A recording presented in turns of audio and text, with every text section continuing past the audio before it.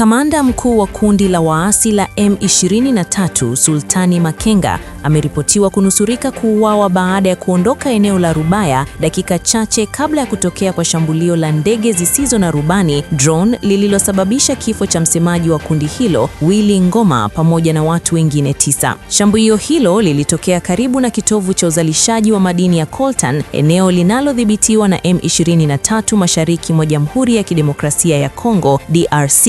Taarifa za kifo cha Ngoma zimethibitishwa na vyanzo mbalimbali, ikiwemo ripoti ya shirika la habari la Reuters lililonukuu mwanadiplomasia wa eneo hilo, afisa mwandamizi wa M23 pamoja na mshauri wa serikali ya nchi za Magharibi. Kwa mujibu wa taarifa hizo, Willy Ngoma aliuawa katika shambulizi hilo lililotokea Jumanne, Februari 24, 2026, tukio linaloonekana kuwa pigo kubwa kwa uongozi wa mawasiliano wa kundi hilo. M23 ni kundi la waasi linalodhibiti maeneo makubwa katika majimbo ya Kivu Kaskazini na Kusini. Udhibiti huo uliongezeka baada ya mashambulizi makubwa ya mwaka 2025 ambapo waasi hao walifanikiwa kuteka miji ya kimkakati ya Goma na Bukavu, hatua iliyobadili kwa kiasi kikubwa mizania ya nguvu katika eneo hilo. Wachambuzi wa masuala ya kisiasa wanaonya kuwa tukio hilo linaweza kuzidisha mvutano katika harakati za kutafuta suluhu ya kudumu ya mgogoro huo. Juhudi za upatanishi zinazoongozwa na Qatar tayari zimekuwa zikikumbana na changamoto za kutokuwepo kwa imani ya kutosha kati ya pande zinazohasimiana. Kifo cha msemaji wa M23 na jaribio la kumuua kiongozi wake mkuu vinaweza kuongeza hali ya taharuki na kuathiri mchakato wa mazungumzo. Wakati huo huo, mapigano yanaendelea katika eneo la Masisi kati ya waasi wa M23, jeshi la serikali ya DRC pamoja na makundi ya wazalendo wanaoiunga mkono serikali.